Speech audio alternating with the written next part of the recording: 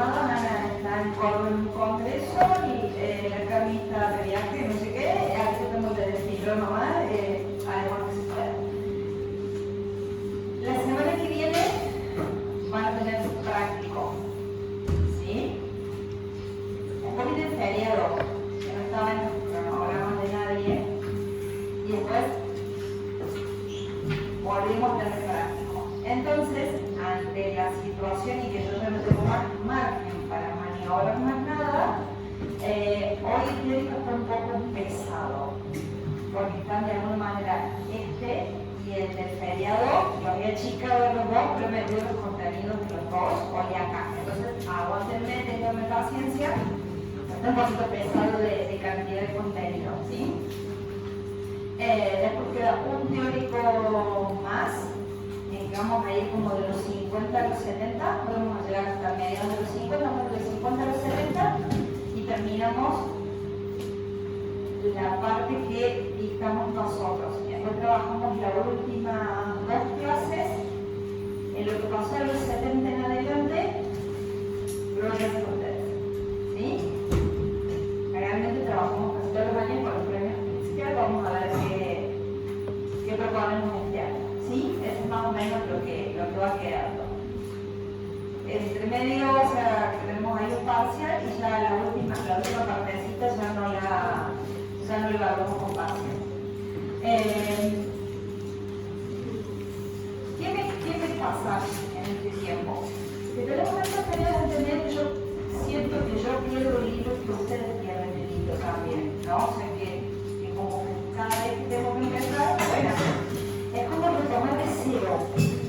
¿No les pasa a ustedes? Y yo nos acordamos que habíamos hablado hace ya 3 semanas, porque después nos agarramos la semana de los exámenes y demás. Entonces siento que nos desconectamos todos, ustedes y yo, desde el hilo del contenido. Pero bueno, trataremos de llevarlo lo mejor que vamos. La última clase que tuvimos teórico, vimos cómo de alguna manera la ecología había evolucionado, ¿sí? Había empezado a trabajar de esta forma mucho más plástica, había definido este concepto de brutalismo, había definido el módulo. Estaba muy contenta Ana y la Flor lo que hicieron con el módulo. Y después vimos un poco el urbanismo de grandes rasgos, como las grandes concreciones de las ideas del CIAM muy tardíamente, ¿no? Las ideas que se han planteado en los 30, recién materializadas a mediados o fines de los 50, por tiempo que se fundó Brasil, llamaba Villandiga.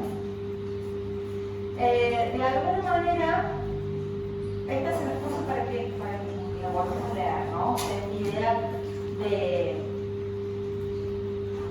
que todo tenía que ser desde acá, ¿no? Le hace un movimiento moderno anterior, o bien adhiriendo o bien como reacción, pero ya está, después del partido nadie podía tener la influencia que había tenido la literatura moderna. Esta frase de Curtis, el libro de Curtis, en realidad tiene mucha inspiración, tiene mucho que ver con lo expresado por Hitchcock, Russell y por Arturo Drexler en este catálogo, que es el catálogo del MoMA que le sigue. De alguna manera, lo que plantean estos autores, que son los exploradores de la muestra, así se publicó en Argentina. Nosotros vimos el catálogo del 32 del MoMA, la exposición de los 20 a los 30. Después una segunda exposición que fue hasta los 44 y esta exposición es del 52. Y en realidad en la versión inglesa del catálogo plantea en el título arquitectura de Estados Unidos en Estados Unidos. La arquitectura después de la guerra mundial en Estados Unidos. Y los textos son bien interesantes. La idea, si quieren, nosotros subimos el catálogo completo, se editó en español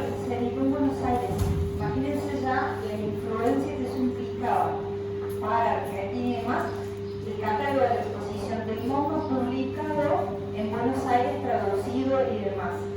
Era fue un elemento de altísimo impacto y de altísima influencia en Argentina. Es interesante todo el texto que está adelante porque incluso el proceso de selección, ya a esta altura del partido no era que había cierta cantidad, había muchísimas obras que adherían a las posturas de la modernidad. Entonces, ¿cómo elegirlas? ¿Qué seleccionar? Y además, esta es la lista completa de las obras que tiene el catálogo, qué seleccionar, qué mostrar, qué no mostrar, para lo cual, hagan de cuenta que a todos ustedes les llega una carta que les dicen que propongan 10 obras cada uno de Estados Unidos, de ese tiempo, entre el 44 y el 52. Con la información que recolectaron, hagan una lista provisoria y allí, bueno, hicieron una catalogación, una selección y esas fueron las obras que se presentaron. Y le pidieron a cada uno de estos dos críticos, a Russell Hitchcock y a Drexler, que escribieran estos textos, que por eso se los puse acá, una obra de la situación del contexto general. Y lo más interesante de ese texto, del primero, de Russell Hitchcock, es que plantea que de alguna manera el escenario de la modernidad cambió. El escenario de la modernidad dejó de estar en Europa, donde de alguna manera había nacido como movimiento y demás, para desplazarse a Estados Unidos. Y que de alguna manera también ese traspaso de los profesionales, ¿no? Gropius y demás que fueron emigrando a Estados Unidos, había hecho que en Estados Unidos se convirtiera de alguna manera en el foco de producción de la arquitectura moderna.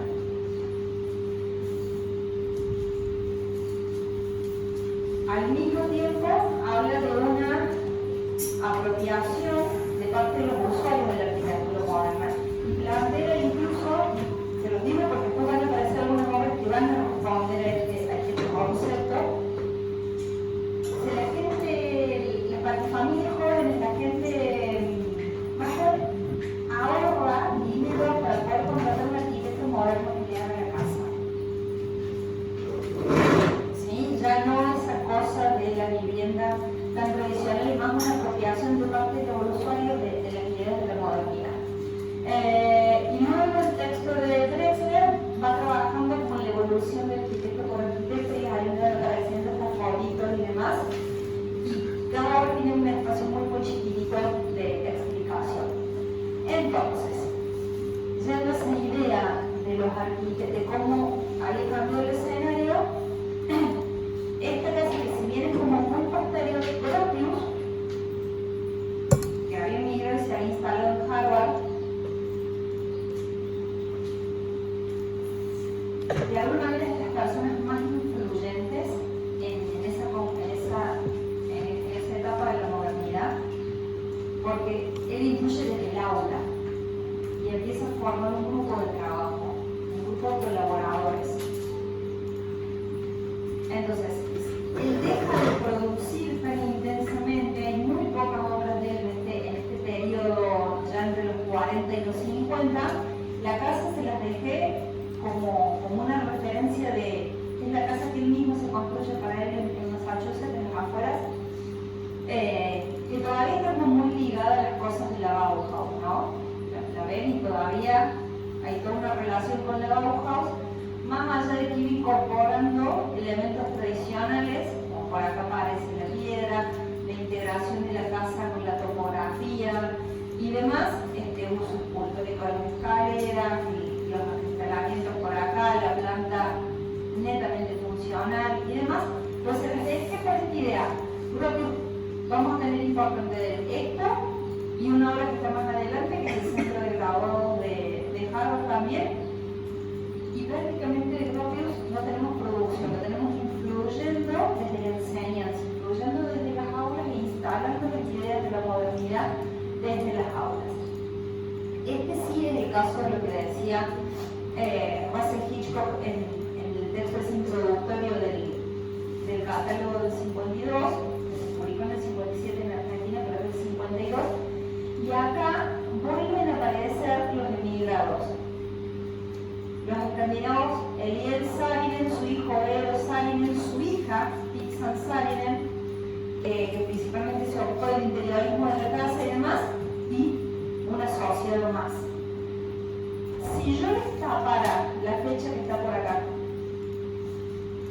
y les dejo solamente la fachada aquella y les pregunto de qué tiempo es esa casa, ¿qué vaya a salir?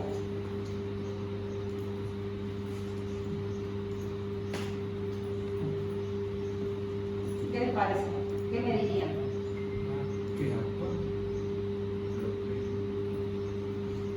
Podría ser un proyecto cualquiera de nosotros mañana para una casa, ¿no? Porque tiene el ladrillo visto, las aberturas, las proporciones.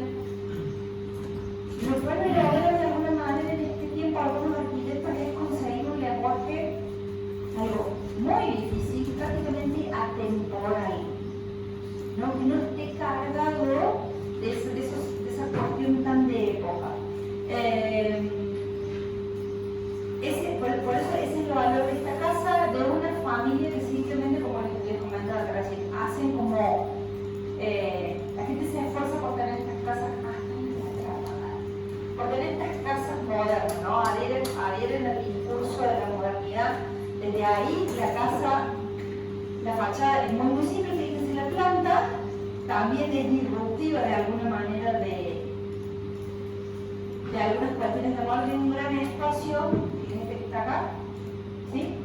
Que tiene que ver con el estar y el comedor, el espacio de cocina y más los dormitorios, ahora incluso funcionalmente es muy contemporánea, si quisiéramos, ¿no? O sea, algo que podríamos resolver cualquiera de nosotros en estos tiempos o en estos días. Y las curvas como parte de los elementos que siguen incorporando los escandinavos.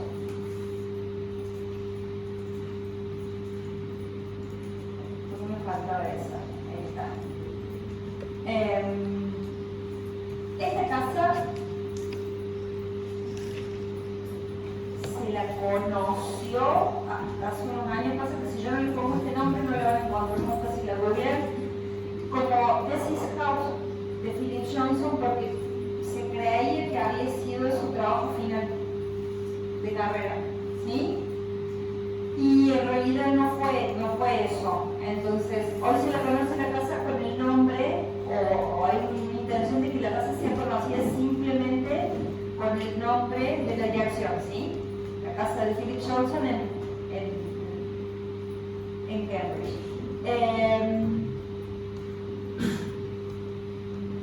En esta casa temprana, dentro de la obra de Philip Johnson va a entrar en un vínculo muy estrecho con Mies, muy estrecho. Mies también se ha emigrado a Estados Unidos y Mies va a proponer, Philip Johnson va a proponer una arquitectura. Fíjense, si yo no les pongo todo esto y miremos solamente esta foto, podríamos pensar que estamos viendo obras puramente de Mies van der Rohe, ¿no? Cuando hemos visto la casa esa en Croacia que vimos hace unas clases atrás, el interior de este espacio tranquilamente podría ser aquello mismo. Lo que propone en este caso es una casa, que es esta que está construida, y la posibilidad, por eso está separada, de que este patrón pudiera agruparse en varias casas en un solo lote, subdivididas y que otras tuvieran un patio. Pero apelando a una introspección de la casa, pensando en insertarlo en el tejido urbano de manera con mucha introspección. No, fíjense, no hay relación buena. No hay relación con el exterior. La casa no se vincula con la calle.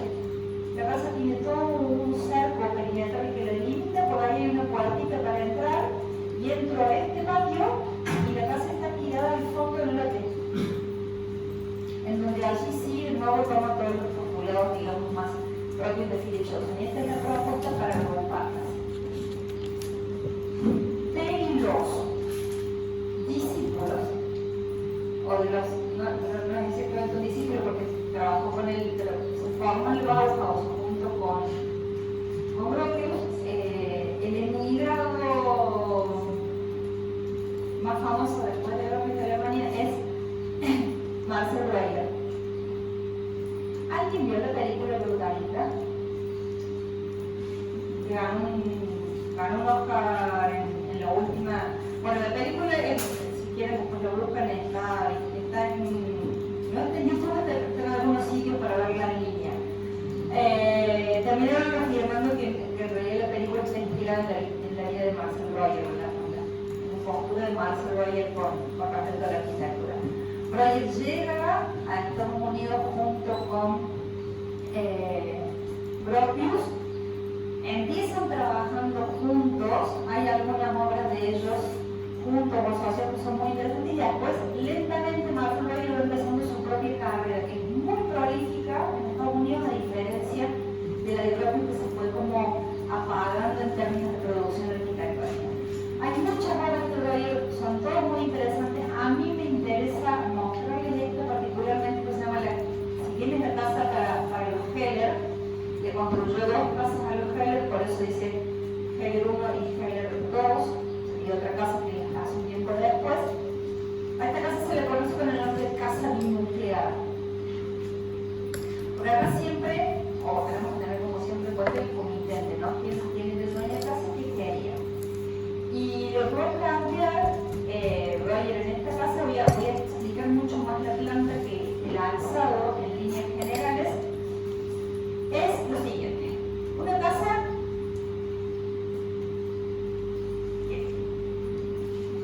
en esta ala, está exactamente al revés de la foto, que en esta ala nucleara todo lo social y lo diurno.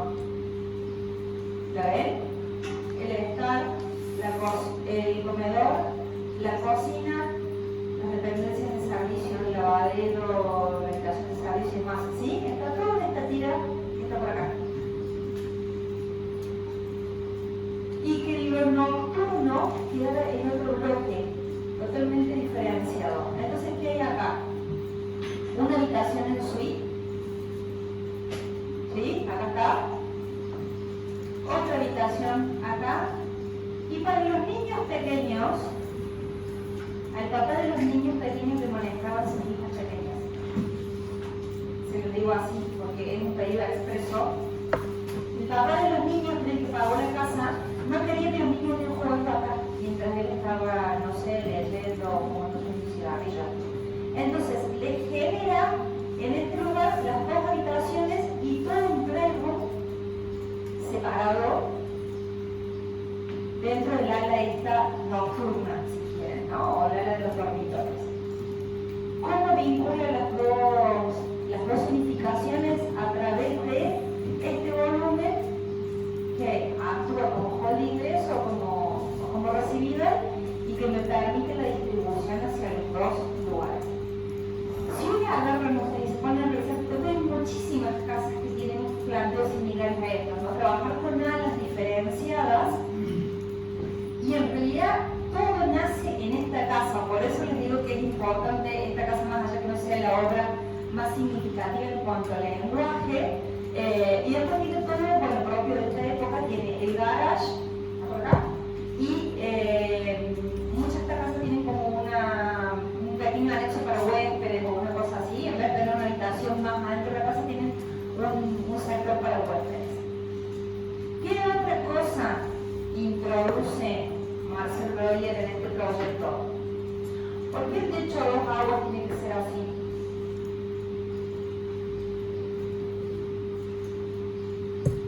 ¿Por qué?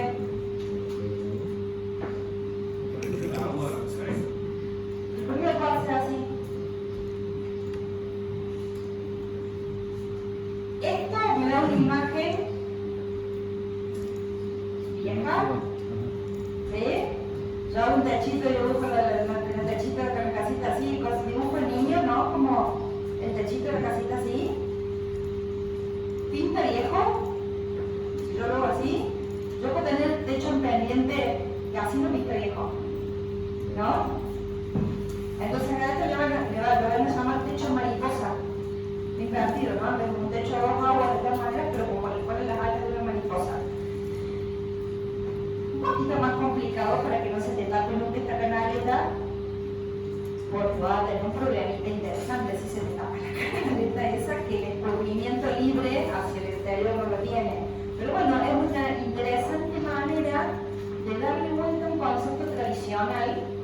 techo a 2 aguas. Después apelará a algunos materiales locales, el uso de la piedra, y entonces empieza ese proceso de transformación y de apropiación de la modernidad, que es lo que estamos viendo en esta clase y en estos días. ¿Se acuerdan de la casa de la cascada? ¿Sí? ¿Se acuerdan o no se acuerdan de la casa de la cascada? ¿Se acuerdan quién es el cliente? Los Kaufman. ¿Sí? Y los Kaufman le van a encargar ahora a Richard Neutra otra casa. Esta casa es para el invierno. Esta casa está en California. Entonces, para venir en el invierno un clima cálido. Y para dejar la casa de la cascada cuando hace calor y estar en un lugar fresco. ¿Sí? Esto pasa cuando no tiene mucha plata. ¿Sí? Me estaba mirando, me diciendo sí, esto pasa cuando tiene mucha plata. Se puede dar el lujo así de decir, paso 3 meses en California, paso 3 meses en Massachusetts, digamos, al medio me voy 3 meses en Nueva York y así, ¿no? Bueno, eso es decir, a los Taylor, ¿se acuerdan que el hijo de Kaufman había estudiado literatura? Y ahí había conocido a todo este elenco de personajes de arquitectos que son los que él les va recomendando a su papá que contrate para construir esta casa.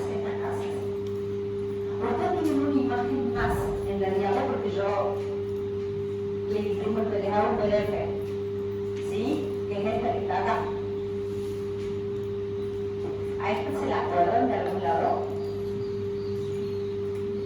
Este es el proyecto de Mies para una casa de ladrillo, ¿sí? ¿Se la acuerdan? En la formación de la modernidad nunca se construyó, quedó en una maquetita, nada más. Que fue de alguna manera el gran detonante de la idea de la ruptura de la caja a través de la articulación de los planos, ¿no? Romper la caja no por abrirle los límites, sino por desplazar los planos interiores. Sáquenle el mobiliario de esto mentalmente. Dejen la caja de números solamente. No es lo mismo, está claro que no es lo mismo. Pero a mí no me cabe ninguna duda de qué estaba pensando Richard Neutra cuando proyectó esta casa, ¿no? En esa idea prístina que nunca se construyó de Mies van der Rohe para esa cuestión de la ruptura de la caja. La casa está archirrecontra mil fotografiada por todos lados, es una casa icónica, sin lugar a dudas, como les decía en California, y en el mismo texto tienen que tratar como en las clases de tomar como un eje, ¿no? En este mismo texto que plantea el catálogo, le voy a decir que Neutra y Breuer son de los emigrados que más americanos se vuelven, que no piensan como europeos trabajando en Estados Unidos, sino que piensan como norteamericanos, que entendieron al cliente y que producen arquitectura desde Estados Unidos para Estados Unidos, como sin ese filtro de los europeos. Entonces, la casa casi que cobra sentido a partir de este elemento que es el primero y es el organizador, ¿no? Que es la pileta. Insisto, si vienen en invierno escapando del frío del norte para venir aquí al clima cálido de California, entonces el eje es la pileta que está en el exterior y a partir de allí se acomodan los ambientes públicos, el estar y el comedor en función de la vinculación con el exterior y la parte de dormitorio más privada queda hacia atrás. El paisaje es sumamente importante, ¿no? Estamos en California y hay montañas permanentemente por detrás y al mismo tiempo se lo llama a veces la casa del desierto. Si la casa de la cascada, esta es la casa del desierto, porque toda la vegetación que hay son como cactus y demás. Por acá son las palmeras con los años, pero esta foto de época les muestra más como el ambiente. Apenas esa vegetación del lugar seco, ¿no? Entonces, la casa juega un poco con ese paisaje, con esas colinas de fondo, con esa irregularidad que plantea el paisaje y lo absolutamente regular adelante, ¿no? Ese contraste entre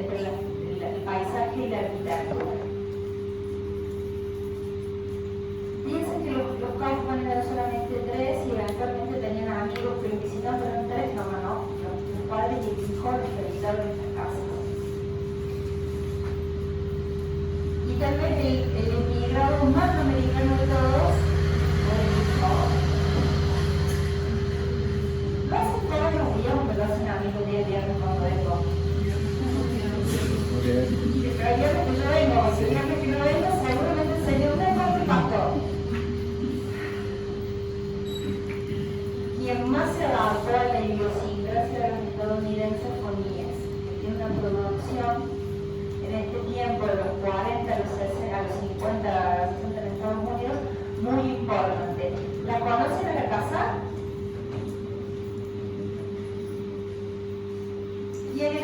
¿Quién? Volvemos a poner neutro. ¿Comitente? ¿Quién quería esta casa? Aquí no saben nada, me dicen así porque a alguno de la arquitectura le dijo 2 kilos de la casa y también no sabiendo nada. Comitente. ¿Quién quiere esto? ¿Quién quiere vivir ahí? Es muy importante saber eso. Porque si no sabemos quién quiere vivir ahí, no se entiende la casa. La señora, ahí está, era una señora, era una mujer, era médica. Entonces, no era una familia con 5 pibes dando vuelta acá, era una señora que es médica, que quiere esta casa como para ir a descansar ella. ¿Sí? ¿Ven que cambia cuando uno piensa en quién va a vivir acá? Entonces ella compra un predio muy grande rodeado todo de árboles. La situación es parecida a la de la Insawar, ¿sí? La casa está en un terreno rodeado de árboles, no se ve la casa desde ningún lado. ¿Por eso también lo sabían? ¿Y por qué le levantas? ¿Por qué Mies tiene que pegar la casa del suelo por capricho de diseño? Porque se juntaba porque había un río cerca. Porque exactamente cuando el río crece, el agua queda casi al borde del losa inferior. Y todo este sistema de escaleras o de plataformas, una de las cosas más interesantes de la casa, queda sumergido. El río crece y baja, digamos, no es una cosa, no es una inundación permanente, pero eventualmente cuando el río crece, sucede eso. Es un único prisma con la plataforma esta que tiene de acceso acá. La estructura la ven, no está por fuera absolutamente. Y la losa se toma en el lado de la interna de las fábricas para generar esta limpieza espacial en el interior. No, empecemos. Si yo le prendo ese otro ventilador, lo refrigeraremos. Ay, chicos, yo voy a matar a alguien antes de fin de año, ¿saben? Ustedes se van a visitar la cárcel cuando se encanan. No mate a alguien, charlos de arquitectura, charlos lo que quieran. Ahí va. Digo, no es que la primera vez que lo traté en la católica en Córdoba me está pasando muy seguido, entonces el cartelito que el proyecto se calentó ya se lo tiene un poquito cansado.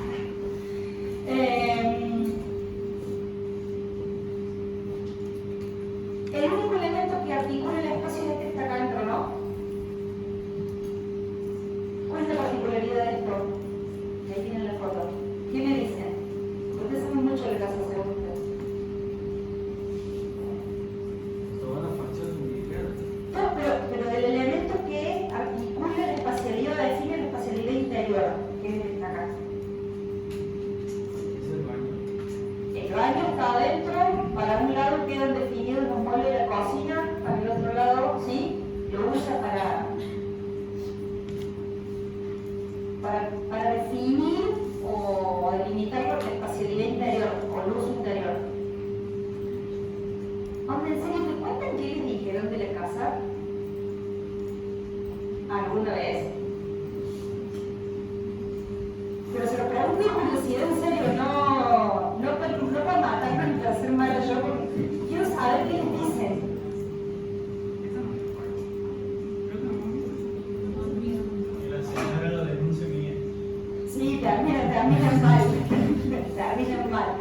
En esa búsqueda de Mies, de dar esa limpieza espacial, fíjense que todo esto ni siquiera todo es hecho.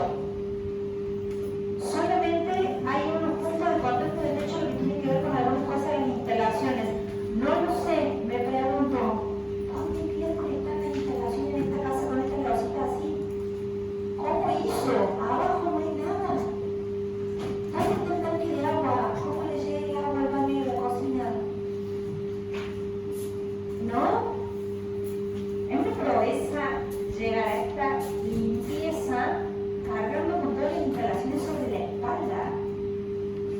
A mí, porque lo que dicen la mayoría de los libros, que son dos planos horizontales y ningún plano vertical y simplemente la modulación esta de los perfiles de acero, está divino. El desafío me parece mucho más importante. ¿Cómo resolver una idea tan purista? Porque de alguna manera te resuelve porque la casa funciona. ¿Cómo se resuelve una casa tan purista donde yo tengo que tener pendiente para que el baño escurra, que pero se tiene un montón de problemas en una losa que no tiene más de 20 centímetros? Entre las cosas por las que se enojó la señora, porque después se dio cuenta que no tenía nada de privacidad, Mies, incluso él propone las cortinas que son de seda color crema, son de seda color crema, porque él no quería que ningún detalle quedara librado al azar, ¿sí? O sea, hasta en ese punto llegó la obsesión del diseño de esta casa. El bloquecito que hagamos con esto termina con una frase bastante interesante, bueno, el mobiliario propio de Mies y demás. Es la casa más icónica de alguna manera de este periodo en Estados Unidos. Ya dije que su discípulo era Philip Johnson, lo dije hace un ratito cuando veíamos la casa tesis. Y ¿qué va a hacer el discípulo? ¿Se parecen? Sí. ¿Se parecen? No. No sé, no estoy tan convencida de que sean lo mismo. ¿Ustedes creen? ¿La conocían esta? Se le llama la casa de vidrio, la Glass House, es de Philip Johnson. Philip Johnson va a ser el primer arquitecto que ha sido el periodo príncipe de la historia.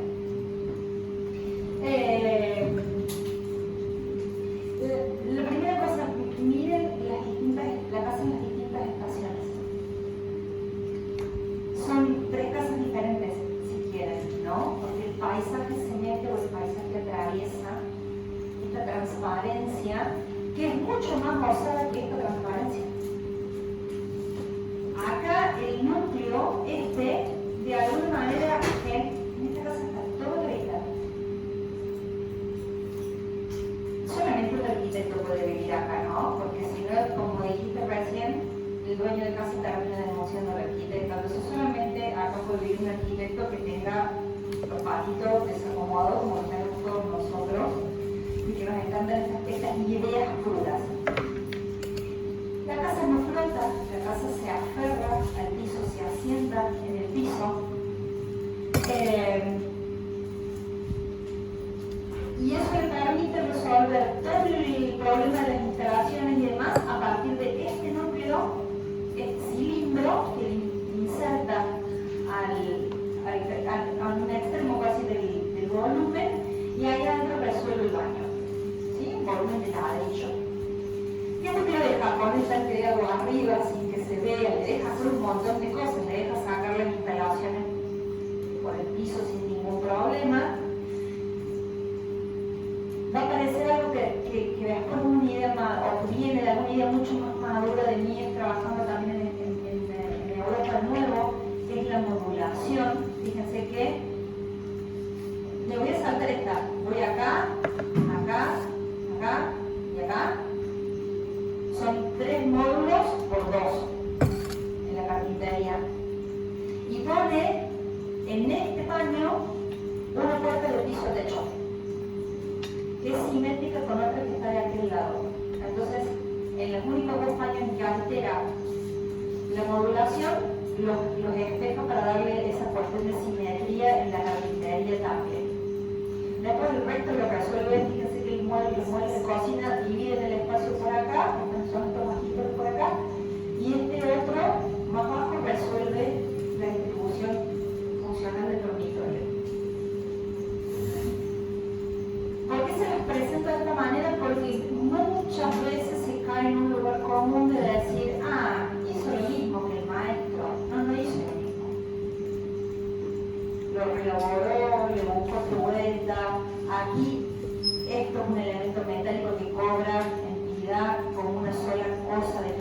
estructura metálica que alberga el espacio, más no es a lo mejor va a ser el mismo concepto de transparencia, si quieren, pero la obra no es la misma, ¿sí? no tiene los mismos parámetros. Bien, entonces ahí tenemos como para ir viendo un poco, y es esta acá porque es sumamente importante lo que hizo esta publicación. Es como si las publicaciones nos están como llevando para, o nos están mostrando para dónde iba la arquitectura en ese momento. En Estados Unidos, donde tenemos un foco muy marcado en Estados Unidos, se empieza a publicar esta revista que se llama Arte y Arquitectura. El editor, el responsable de esta revista es John Entenza, y tiene una idea genial el buen hombre. Arma en cada número que se publica de la revista, arma como una especie de concurso, o le pide a algún arquitecto que haga un prototipo de vivienda que pueda ser replicable o que pueda servir de inspiración a otros. Porque es una revista, ¿no? Es como un banco de ideas. La producción de lo que va a salir allí, miren, todas estas se publicaron y se construyeron, porque la idea era que la misma revista las construía. El arquitecto los proyectaba, se publicaban y la revista las construían. Cuando encuentren una revista que nos construye una obra, me avisan. Vamos todos juntos, en un proyecto todos juntos, ¿sí? Se les conoce como case study houses, ¿sí? Están numeradas, la 9, la 5, la 7, la 3, ¿sí? Son casi todas las que se construyeron, todas de arquitectos sumamente reconocidos. Los Ames, que es uno de los que vamos a ver, Craig, los Sarinen, de nuevo por acá, ¿sí? Todos arquitectos muy reconocidos de la época que van a ir armando el texto. ¿Para dónde va la línea que propone la revista? Si estamos hablando del 45, la Segunda Guerra Mundial ya había terminado. Junto con un montón de problemas que deja la Segunda Guerra, ya dijimos que deja una industria ociosa, ¿no? Un desarrollo industrial que había estado apoyando el desarrollo bélico, que hacían aviones, tanques de guerra y demás, y que ahora esta gente está así. Y eso se reconvierte en otros procesos industriales que van, no sé, se van a ir para el lado de los electrodomésticos, para el lado de los materiales de construcción, pero en realidad son metalúrgicos, son metalmecánicos, de alguna manera los gremios empiezan a quedar ociosos. Entonces, la idea es, todas estas casas tuvieron carpinterías, materiales todos hechos a medida, ¿no? Acá no hay nada estándar que yo vaya y compre. Acá no hay bicicleta, ¿no? No hay nada que yo compre en el ICI, ¿no? Por ninguno de estos hipermercados de construcción. Lo que propone la realidad es que las casas se hagan con cosas estándar para bajar los costos. Empieza a utilizar esa industria ociosa que había dejado la posguerra. Entonces, esta es la casa Ames. La proyecta Charles Ames, el propietario arquitecto, junto con Eero Saarinen, con el hijo de Eero Saarinen, con Eero Saarinen, que es el más joven de ellos. Y de nuevo es una casa de alguna manera binuclear, porque tiene un área de vivienda, que es este primer núcleo, que es este que vemos por acá, y aquí están estas dos fotos, y los Ames eran aficionados al arte de la pintura. Entonces, este segundo bloque tiene más que ver con estudio, ¿sí? Con estudio de pintura, con estudio de trabajo. Entonces, no es binuclear en el sentido de dividir las funciones de la casa, sino que son dos unidades que funcionan, una para la vivienda y otra para la actividad artística, la actividad profesional.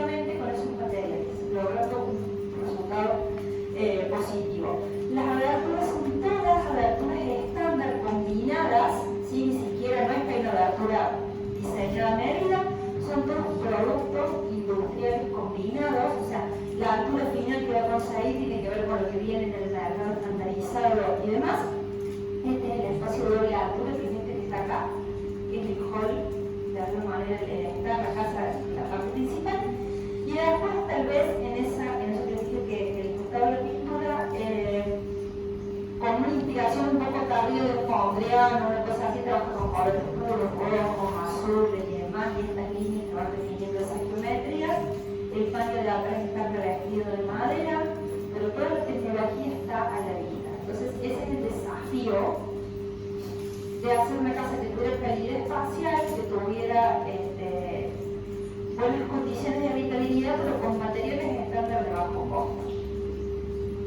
Esta casa tiene lo mismo, nada más que Marcel Goyer lo supo esconder. Es una casa sobre un río, ¿lo ves? Ahí el río que va por ahí abajo.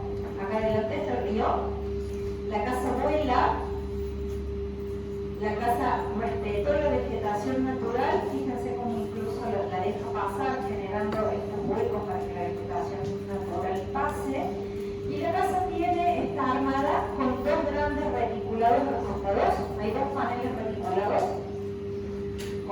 con vigas metálicas, que después Goyer sabe esconder atrás de unos paneles de madera a 45 grados con que define los dos cerramientos laterales. A la casa se llega como a través de un puente, llego a este nivel y en el nivel inferior aparece un espacio más.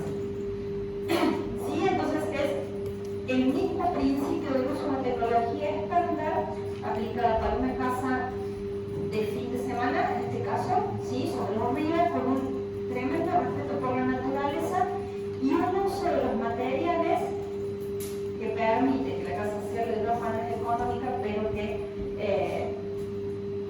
tenga impronta. Esta es la obra de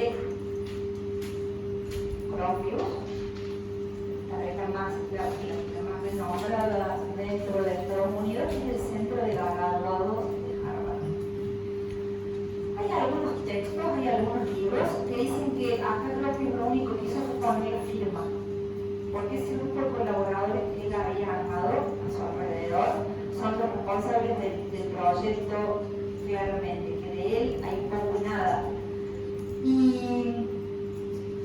si uno hace como un ejercicio, por ahí no tienen tan frescas las imágenes, pero se animan a pensar en el edificio de la Bauhaus, 2 minutos, este tipo de encuentros, ¿sí? Idea del aventanamiento corrido por acá, pero incluso el edificio de la Bauhaus es mucho más complejo que este. Es como difícil pensar en un arquitecto que ya está maduro y que en sus ideas se queda tan atrás como si no hubiera evolucionado nada en casi 20 años o un poco más de 20 años. Entonces por eso está cuestionada esta obra. Es un centro de graduados, con lo cual es un espacio que va a reunir, son una cantidad de edificios, ahí está todo completo el programa. Estos edificios al irse juxtaponiendo, al irse combinando, van a ir generando diferentes vacíos, que son los que estamos viendo nosotros por acá, como patios interiores, como plazas interiores dentro del edificio. El edificio reúne como todos los posgrados. Ese es el sentido. Así como yo les quiero marcar un proyectar este año un edificio para los posgrados que va a tener la UCE. Y agarramos un pedazo del lote donde estamos y pensamos en cuántos posgrados puede haber acá, cuántos alumnos. Esos alumnos pueden no ser necesariamente de acá, tienen que venir, van a pasar un año, normalmente en un posgrado, una maestría, uno está un año, a lo sumo 2 años afuera. Entonces también van a necesitar espacios donde habitar y demás, que sea toda una sola unidad, y no importa si estás haciendo un posgrado en medicina, un posgrado en arquitectura, son todos gente más grande, son todos posgrados, son profesionales que van a hacer una especialización. Entonces ese es un poco el sentido de este edificio que proyecta. Tiene un montón de principios, y estas conexiones, hay un montón de elementos retomados de la arquitectura de Gropius en Europa, pero no llega a tener un vuelo arquitectónico tan destacado. Por ahí son interesantes estas cosas que empiezan a pasar con la carpintería, la forma de curvar ligeramente espacio y demás, tenemos una combinación entre residencia y aulas para los posgrados, ¿sí? Que tampoco son aulas tan grandes porque en un posgrado tampoco son tan numerosos los cursos, ¿no? Entonces es una combinación entre ambas cosas y de edificios. Insisto, lo más grande en la nivel de metros cuadrados que hizo Europa en Estados Unidos, o al menos que firmó. Marcel Breuer, lo nombramos, ya dijimos que había venido. Fíjense lo que hace con este edificio. Este edificio me encanta. En Universal College lo hace, el chiste acá es que es una residencia para un college, pero solamente de mujeres, ¿no? Una residencia de mujeres. ¿Y cómo estaba pensado esto? Para que las chicas que no tenían servicio, chiste de que no había servicios de ningún tipo ni nada, las chicas se hacían de comer, se preparaban sus cosas, atendían la cotidianeidad del edificio y tenían al mismo tiempo sus dormitorios. Entonces, con ese principio de lo binuclear que ya manejaba Breuer desde la casa que vimos antes, ¿qué hace? Un volumen, que es este volumen que está acá delante, un volumen que reúne todo eso, lavaderos, cocina, para que puedan usarlo en común. Y es como una residencia, ¿no? Para que cada uno tenga la cocina, puedan ir a las chicas a cocinarse, a prepararse sus cosas y demás. Acá tienen entonces toda esta área común que va a estar definida en este volumen más bajo. Y en esta otra tira que aparece acá están todos los dormitorios. Con una clara intencionalidad de que el edificio tenga más peso en la parte superior y que el paisaje prácticamente se meta por el edificio, ¿no? En un college, estamos hablando de un campus, entonces que la planta baja quede bastante liberada con el uso de pilotes incluso, ¿sí? Para generar esa sensación. Y de nuevo un volumen que conecta las dos áreas.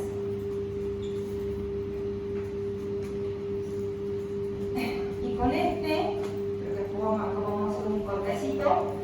Si se lo bancan, hacemos dos cortes cortos, no se vayan media hora, así pasamos dos cortecitos en el medio porque ya le dije que el tirón era largo. Entonces con este cierro como de alguna manera esta arquitectura universitaria. Alvarado, ¿se lo acuerdan? El sanatorio del barrio, ¿sí? Bien. Alvarado, de nuevo, en Cambridge, en el área de Cambridge, nada más que para el MIT.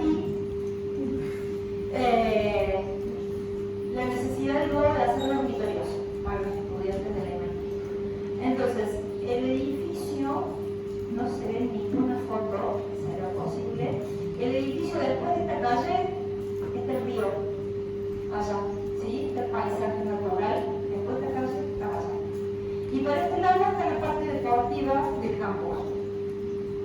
Entonces, lo que de alguna manera parece una cuestión extremadamente caprichosa, que es esa morfología, ¿no? Me parece razón. ¿Sí?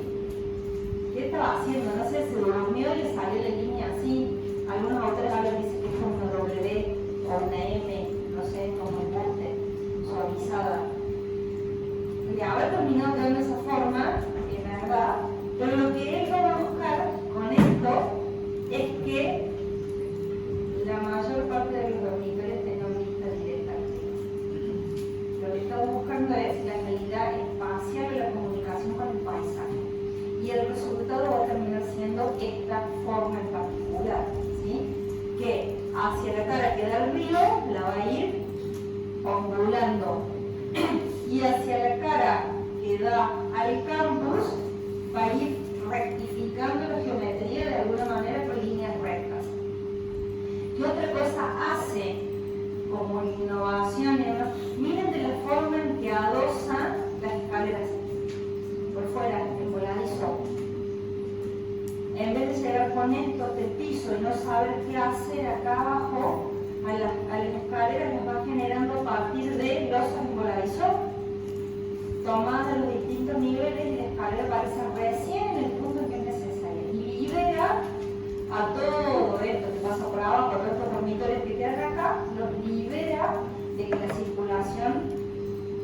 no les dé claridad o no les dé aislamiento. Trabajo con el ladrillo visto, que el ingreso está por acá, que es de este lado del edificio y demás. Entonces, el programa funcional, nada, son un dormitorio al lado del otro, no hay mucho para contarles. La audacia o la particularidad es haber buscado este vínculo con la naturaleza y esta relación con el paisaje para dar la mejor calidad a estos dormitorios. Si ubican este lugar de Estados Unidos, estamos, ¿no? Estamos en Nueva York para arriba, a la altura de Boston, para adentro. O sea, acá el invierno es bastante oscuro, por eso también esta búsqueda de la mayor cantidad de horas de luz o la mayor cantidad de iluminación.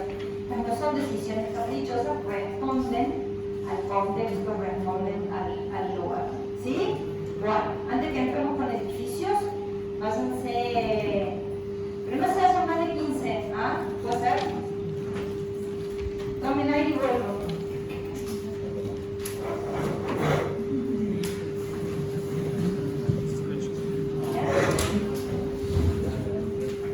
¿Te parece normal?